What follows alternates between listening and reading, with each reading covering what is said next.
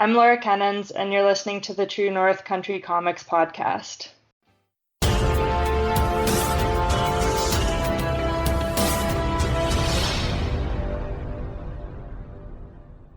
Welcome to the True North Country Comics podcast, dedicated to promote Canadian comic book creators and supporters.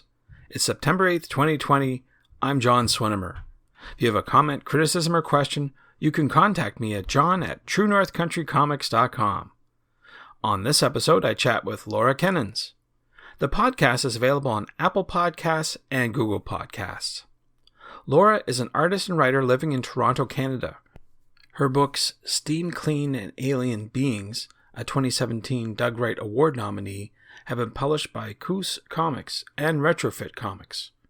Her short work has been published in Coos Comics, Cootie Magazine, Truth Out, the Los Angeles Review Books, The Coast, Matrix Magazine, and other publications, and exhibited in locations across Europe and Canada. Laura has written on arts, culture, and other subjects for print and online publications in Canada and Europe, including CBC, The Globe and Mail, Quill and Choir, TVO, Now, and others, and was a long-time contributor and copy editor at Halifax's The Coast. Her most recent work is as editor on Nova Graphica from Conundrum Press. So, without further ado, here's my chat with Laura Ķeniņš. So, Laura Ķeniņš, thank you very much for taking time to chat with me. Yeah, it's good to chat with you, too. Appreciate your time. What I normally do to start off the interview is ask the creator about their first comic book. So I'm wondering if you could tell me, what was the first comic book that you read? First comic book I read was a Betty and Veronica double digest that I had to beg my mom to let me get for a train ride when I was probably about 8 years old, and she was kind of reluctant to do that because I think comics were kind of trash reading or something like that. But that definitely did not end there. And oh my! Sister and I, over the years, amassed a pretty massive Archie comics collection. Cool. Before I got into more highbrow and less heteronormative, heterosexist reading material much later on. Well, that leads me to my next question. Who or what inspires you to create your art today? All sorts of things. I would say the influences for the last few things I've worked on are like totally diverse and unrelated, like ranging from real life experiences to sort of taking off from that to news stories or mythology I've just read somewhere and got really hooked on the idea of, which I guess is sort of where this current book came from. Ah, okay. And that's the subject of our discussion tonight is Nova Graphica. I guess that's going to be coming out very soon from Conundrum Press. So I wanted to talk a little bit about that. If you could tell me in a nutshell, what is this book about? So it's a compilation of comics about different topics in Nova Scotia history. And I wanted to sort of explore stories that were kind of under the radar and not the typical stories that are well publicized, just sort of the like British naval history and, trading ships, lobster, bagpipes, blue nose, and the sort of things that people outside of the province or people within the tourism industries or other areas like politics, perhaps within the province, sort of popularize as typical Nova Scotian history. Yeah, I know. I was just glancing at it. I just had a preview copy. I noticed there's nothing about Oak Island Mystery or Halifax Explosion that you typically expect for a history story. So I'm wondering, of the stories that are in there, how did these stories get picked to represent the province's history?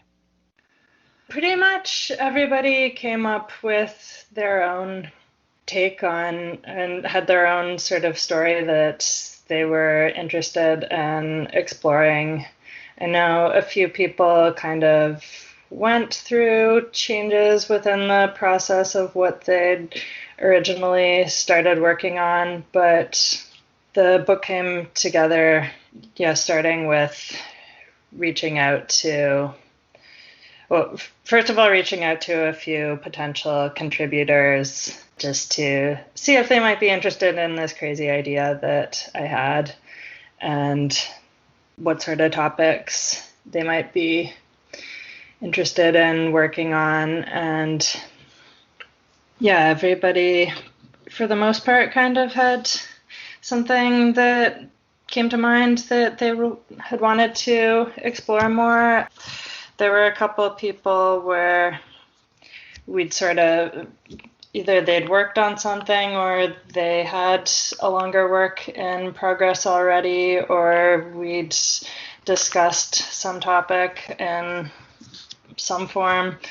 And I sort of suggested it as maybe a good topic for the book, but for the most part, all the creators kind of each brought their own narrative and Nova Scotian history to the table and had their own historical story that they wanted to explore and bring to a wider audience. Yeah, there's definitely a lot of personal stories in there for sure. I want to talk about your role in this, and I know this from your bio that you're primarily an artist and writer, but on this book you were an editor.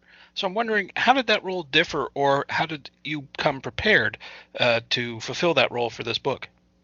Well, I'm also an editor professionally. I've been doing that for about 10 years and worked in a bunch of different capacities in journalism and publishing, doing some staff jobs editing and freelance editing. So bringing this together as a book was sort of an idea that came together naturally. I'd worked on a couple of like sort of compilation zines before with a group of artists much earlier, and that was, well, I thought it was a similar process, but it's definitely much more involved putting together a whole book, and there are a lot more people involved than something with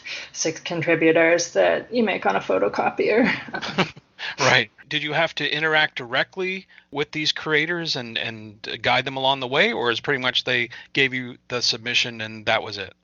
It really depended. I definitely made myself available to people, and if they had questions and wanted more guidance. So some people definitely, we talked about them being involved in the project in the first place, and then sort of ran their idea by, and then I didn't hear from them until I got a completed piece of work 10 months later. But some other people I definitely worked with a lot more closely and answered questions or helped with scripts or story development. And then with the editing process, we did some work after there was sort of a first draft completed, and didn't really do like too many major substantive changes at that stage, but definitely cases where there were a couple of pages changed or parts added to or removed from the final version that appears in the book. Oh, okay, okay. That makes sense. So my question, I guess, with all the contributors, do you think that there were some stories that weren't included just because of space that might lead to a second volume down the road? I'm not sure. I haven't thought about that. It definitely there are more stories out there and more stories that I'd like to be told and like to hear. Yeah, there were a couple of sort of works in progress that weren't able to be completed in on the timeline in the end.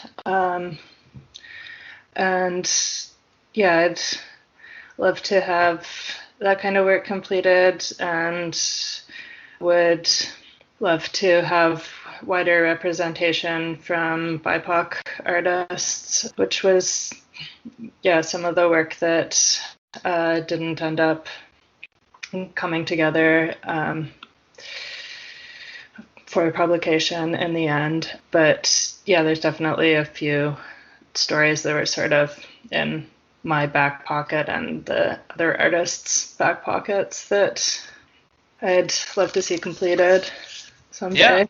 Well, Nova Scotia is just brimming with creators, and there's tons of stories to be told that I'm sure you never know. We'll cross your fingers. Might be something down the road.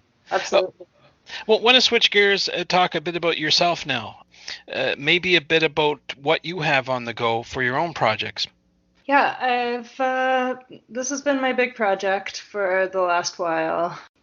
I've had a full-time job for the past year and a half, which I hadn't been. I'd mostly been sort of freelancing and working part-time before that, so learning to juggle creating and full-time work has been its own learning curve. Yeah, I've been working on this book, have recently completed, but as yet not no specific publication plans for a sort of for a graphic novel that's I guess sort of partly historical fiction, partly contemporary. Sounds good. So, where can people find out more about your work and your future work online? They can look at my website, which is sorely in need of an update, at lauraķeniņš.com. And yeah, follow me on Twitter at birch_control. And yeah, keep tuned to Conundrum to follow any news about this book and the amazing work that all of the contributors involved are doing. Absolutely. Sounds good. Well, Laura, those are all the questions I have for you, but I'm wondering if there's something I didn't ask that you'd like to get across in this interview. I guess I'd like to say, like, check out the book and would love people to read it and learn more about the other aspects of Nova Scotian history. I think there's so many great stories out there and so many narratives that we don't hear in common stories of Canadian history. There's a lot of really fascinating culture and folklore within the histories of all the peoples who have inhabited Nova Scotia over the years. Yeah, there's stories of the Mi'kmaq and current day Mi'kmaq creators like Rebecca Thomas, who's the author of one of the texts in the book, and African Nova Scotians and queer and trans Nova Scotians and immigrants from all over the world to Nova Scotia, not just the Scottish and Irish immigrants that sort of dominate the popular narratives of Nova Scotian history. Thanks to Laura for the chat. You can discover more about Laura on Twitter at birch_control and online at laurakenins.com. And thanks to you for listening to the True North Country Comics podcast. If you haven't done so already, please subscribe to and like this podcast on Apple Podcasts, and please leave a good rating. Also check out the TrueNorthCountryComics.com website and follow along on Twitter at TrueNorthComics. Please send your feedback to John at TrueNorthCountryComics.com. Thanks again for listening, and come back soon for another episode. Bye for now. True North Country Comics Podcast is copyright True North Country Comics, copyright 2020.